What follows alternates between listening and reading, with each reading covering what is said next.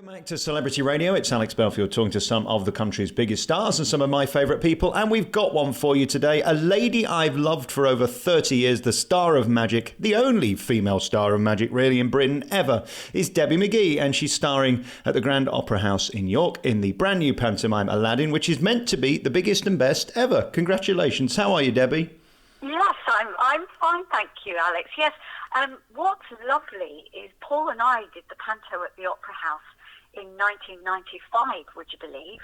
And now this is for the same producer who hasn't been putting the Panto on there for years, but the production at the theatre, the management have asked him to come back.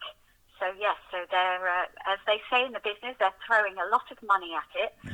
We've got all this 3D stuff, which I haven't actually seen yet. A lovely cast. I mean, we all met for a photo shoot way back in, I think, October time. And we all hit it off immediately at the photo shoot. So then some of us met to switch on the lights in York, and then we started rehearsing a week ago now. And we just all clicked. Often you have very happy companies, but it takes, the first week of rehearsal for you to get to know each other. But this company, I don't know, we've all got on and we all go out for lunch together and when we get a break, and yeah, fabulous. They've been pretty smart as well, because they've put Suzanne in, who's got a great voice, Suzanne Shaw from Hearsay. They've put Paul Sinha in, who's, of course, the comedian from The Chase, who's brilliant. They've got you for the glamour and the magic. They've got Carl Tracy, who is just full of energy. That's what you need, isn't it? A variety cast for a pantomime. Yeah, I think that's probably in a way why we've all clicked as well. Everybody can do their job. And, and as you say, they're all so talented. And the lovely Fraser Hines, who people remember from Doctor Who and Emmerdale. In fact, he flew back from Chicago and started rehearsals a day late. He was over at some big Doctor Who thing in Chicago. So it's great. We've all got experience apart from Paul Sinha, the cinnamon. But of course, he's so intelligent that he thinks everything's through, and we've all loved watching his progress from the first day of rehearsals to the second to the third, and how quickly he improves. And he's going to be absolutely wonderful. And of course, the great thing about show business is intelligence won't help at all. You've either got it or you haven't. So I suppose for him, he's humbled by you and you're humbled by him. Yeah, I think so. But it's an interesting thing that, having been in the business a very long time, I think 90% of the performers who've what we call the it factor and charisma have got intelligence as well, because they think things through, and it's why quite often they're really good at what they do. It's very different. Yes, you can have a talent of being able to sing and being able to act, but if you haven't got a brain to think round corners when you're performing, you're not as good as someone who has. It was interesting. Little tip from Debbie today. This must be a little bit bittersweet for you, in a sense that last year you were doing pantomime down in Ipswich, I think. I know you had a good time, and it was tough in a sense that Paul had his difficulties, but still got through it, and you still wowed the audience. Of course, this year you're by yourself. We haven't spoken since Paul's passing. I want to firstly say I love Paul Daniels. I loved your husband. He was a true gentleman and inspiration and a great guest on the programme, and I send my condolences. How are you, Debbie? I'm doing well, Alex. I'm always a very positive person. And of course I have my down moments, and I will be very honest and say, coming away to York, luckily I'm staying with some family here, has been really tough. For all of those reasons. That last year, although Paul, we hadn't realised that he had started to become a little bit ill when we did the Panto, he was still him and bubbly and making everybody laugh and everything. And also being Christmas, he was a big Christmas. He loved Christmas. He was such a kid at Christmas. Yeah. And being in York, where it's so beautiful, and I have spent a Christmas here with him as well, walking around the first few days and going to rehearsals on my own were hard. And I did put on a brave face, but they were tough. But it's got easier, and I had the day off yesterday. So I went out on my own into town and did some Christmas shopping and just got full of the Christmas spirit with everybody. And actually had a really lovely time, and it's bucked me up a bit, actually. And now I've got to get on with getting this Panto on this week. I guess that must be the toughest thing. You were so identified together, and we loved seeing you together, and that takes a long time to readjust and create your own identity by yourself, I suppose, because it was always Paul and the lovely Debbie McGee, wasn't it? Yeah, and I think, I mean, the good thing for me was I always kept another career going, and I've got my own radio show on BBC Radio Berkshire. I've just got this month off, but I'd always done other things like corporate things, presenting awards evenings and various other personal appearances and other bits of other jobs. So, of course, I've still got something to carry on with, and that's been very important for me. But of course, yes, there's always that thing. Paul was such a big presence and made me laugh every day. So yeah, it takes a bit of adjustment. As you might remember, I love magic, and I go around the world talking to different magicians, whether it's David Copperfield or Chris Angel or the boys, Lance Burton in Las Vegas, and they all speak so highly about your husband, and they just loved him. That must be great. He was so credible, wasn't he? Yeah, and I think a part with Paul is it wasn't just his talent, he loved people. Yeah. And he wasn't ever jealous of anybody that was up and coming. He always got excited, particularly in magic, if there was someone who was young who was good. It's an interesting thing, because I was a dancer, I'd worked with a lot of people before I worked with Paul. The thing that I really picked up on with Paul when I very first met him was this complete unselfishness about him and his talent, and he always appreciated other people with talent, and that could be, the bin man that's collecting your bin that's doing his job well.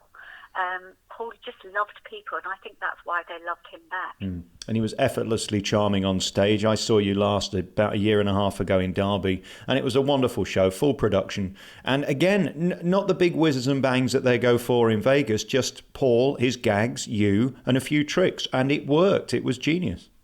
Yeah, the show we did last year that you came to was called The Intimate Show. And Paul designed it because he said, right, everybody's doing big illusions this year. Dynamo's going out with a huge tour with a big show and whatever.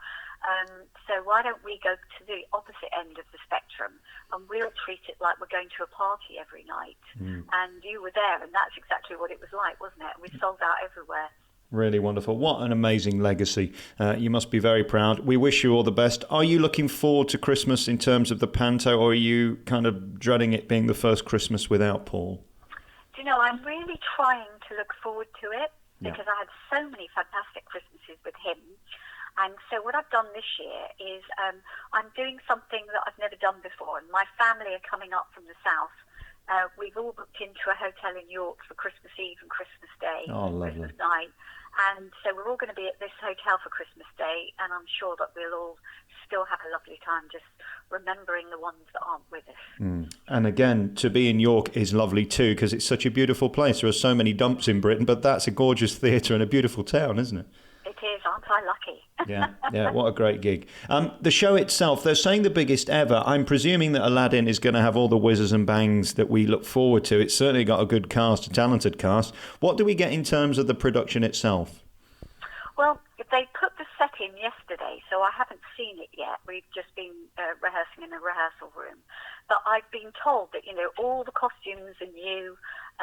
The sets are going to be absolutely stunning. And then I'm not allowed to give away kind of what they're going to have, the flying carpet and all of that. But of course, Aladdin does have all of that, doesn't it?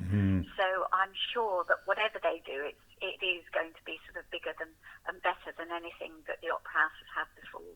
Do you pinch yourself sometimes, especially when you're in perhaps 2 weeks in and it's a Wednesday matinee and you look in that mirror and think, have I got to do this again? How do you get around the psychology of it? Because it is tough and hard work.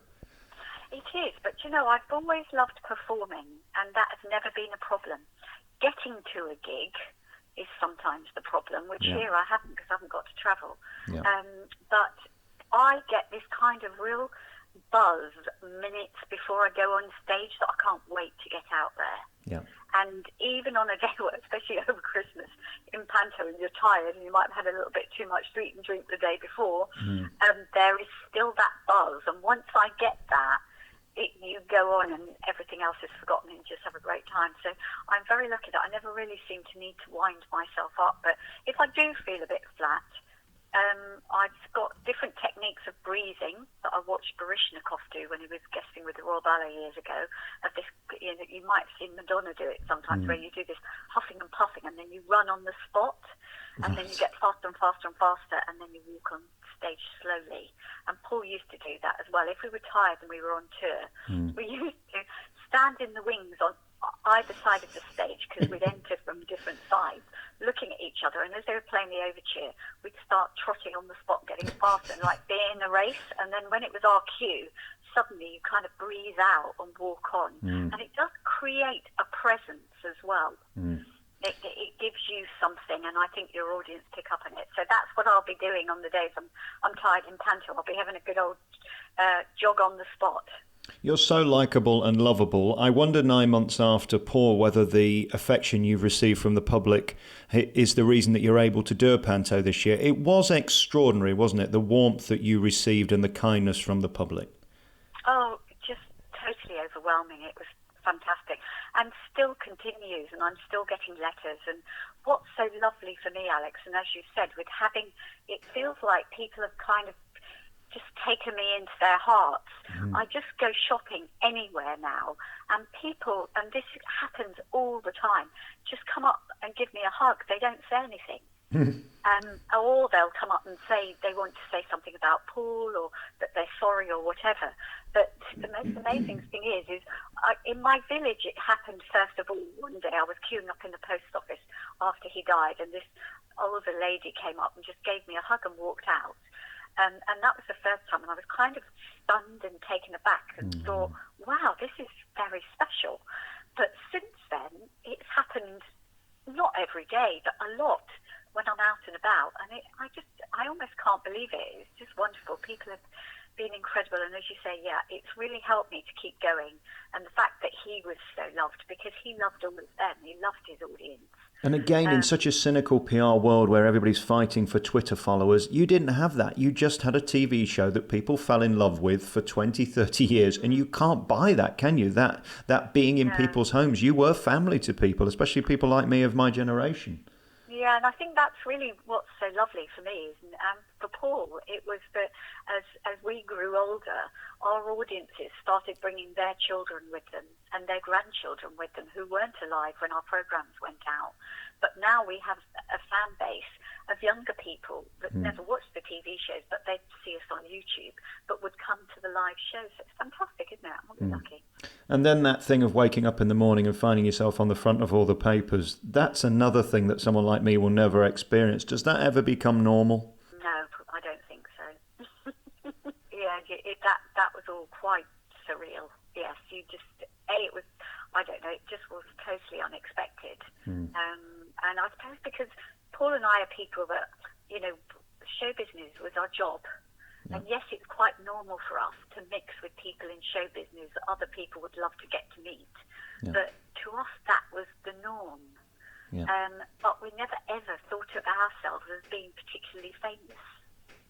And interesting. Certainly not now, all these years after our TV show had finished. Although we carried on working, we weren't what they call A-list celebs that are on telly every day and all of that. So we kind of just, we'd always stayed very down to earth, but we just kind of thought that side of it had all gone, really. Yeah.